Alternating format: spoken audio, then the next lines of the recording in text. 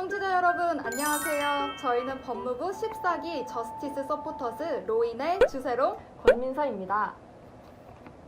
네, 저희가 오늘 왜 모였죠? 바로 로인의 5월 주제죠. 인권보호 제도에 대해 알려드리려고 합니다. 사연을 통해 사연 속 피해를 입은 분들이 이용할 수 있는 법률 제도에 대해 이야기를 해보려고 하는데요. 먼저 민서 씨가 이야기해 주시겠어요? 네. 안녕하세요. 저는 30대 워킹맘입니다. 최근 너무 화가 나는 일이 있어 이렇게 사연을 보냅니다. 저에게는 이제 5살이 된 귀여운 딸이 있는데요. 저희 부부가 맞벌이 부부인지라 아이를 낮에 어린이집에 맡깁니다. 항상 함께 있어주지 못해 미안한 마음이지만 데리러 갔을 때 빵긋 웃으며 달려오는 딸을 보면 너무 행복하고 고맙습니다. 그런데 어느 순간부터 뭔가 이상하더라고요. 집에 오는 길이면 아이가 어린이집에서 무슨 일이 있었는지 미주알 고주알 다 말해줬는데 언제부턴가 이야기를 안 하는 거예요. 이상하다 싶어 아침에 어린이집 버스에 태울 때 기사님한테 살짝 여쭤봤더니 어린이집에 새로운 보육교사가 있는데 그분이 온 이후로 안에서 큰 소리가 몇 번씩 들린다고 하시더라고요.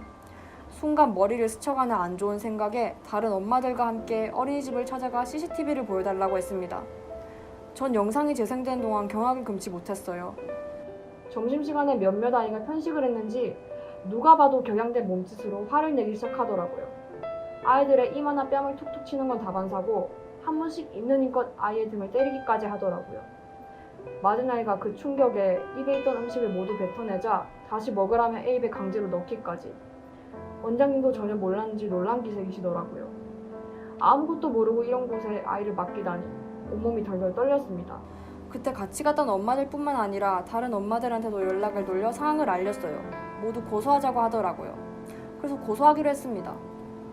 그런데 고소해서 조사가 시작되면 아이들이 그때 상황을 제대로 말할 수 있을지나 모르겠어요. 저희가 무슨 일이 있었냐고 물어도 겁을 먹었는지 제대로 말을 못하더라고요. 애들한테 더 안 좋은 기억만 남길까봐 너무 걱정되네요. 그리고 저희는 대부분 직장인들 뿐이라 법에 대해 너무 몰라서 어떻게 해야 할지 모르겠어요. 받을 수 있는 처벌 모두 받게 해주고 싶은데 어떻게 해야 할까요? 방법이 있을까요? 제발 도와주세요. 정말 듣기만 해도 정말 화가 나는 사연이네요. 네, 맞아요. 아이들을 상대로 한 범죄는 그 어떤 범죄보다도 참을 수가 없는 것 같아요. 특히나 아동학대는 그 범죄 자체로도 너무 끔찍하지만 수사 과정에서 피해자 아동이 또 한 번 상처를 입을까봐 그게 걱정되기도 해요. 성인이 해도 힘든 과정을 아이들이 견뎌내야 되잖아요. 그리고 아이들은 성인처럼 침착하게 있었던 일을 말하기 힘들다 보니까 인정이 되지 않아서 가해자 측한테 유리하게 돌아갈까봐 그게 가장 큰 걱정이 되기도 하고요. 아마 사연자분도 그런 걱정을 하고 계신 것 같아요.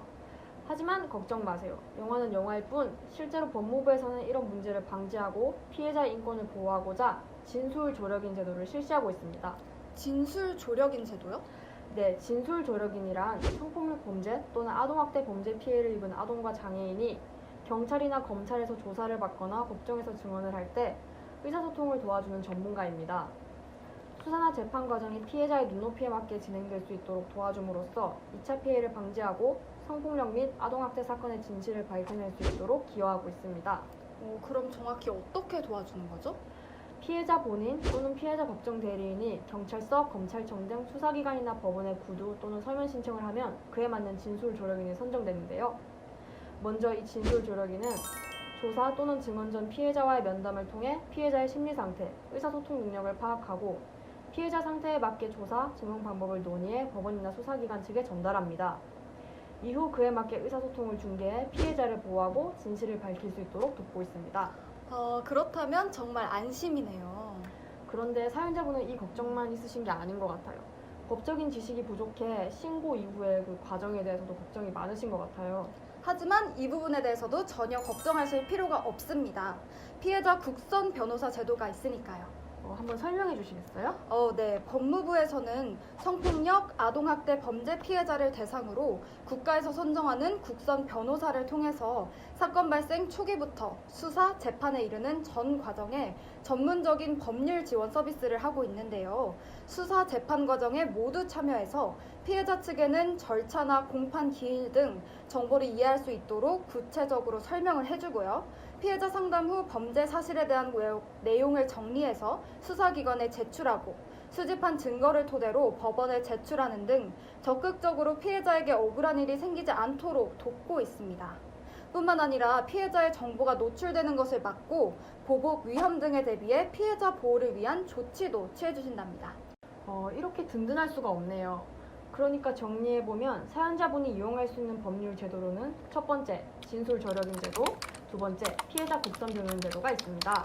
네, 잘 정리해 주셨네요. 이런 상황에 놓인 분들이 적절한 법률 서비스를 잘 이용해서 아이들은 다시 행복하게 어린이집으로 돌아가고 가해자는 그에 맞는 응당한 처벌을 받을 수 있었으면 좋겠습니다.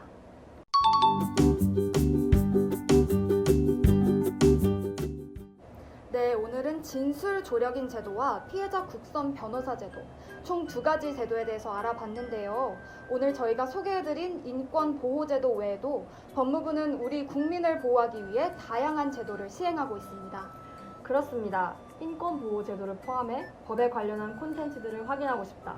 그렇다면 저희 로잉 블로그, 인스타그램, 유튜브, 페이스북을 통해서도 다양한 정보 확인해 보실 수 있으니까요. 많은 관심 부탁드립니다.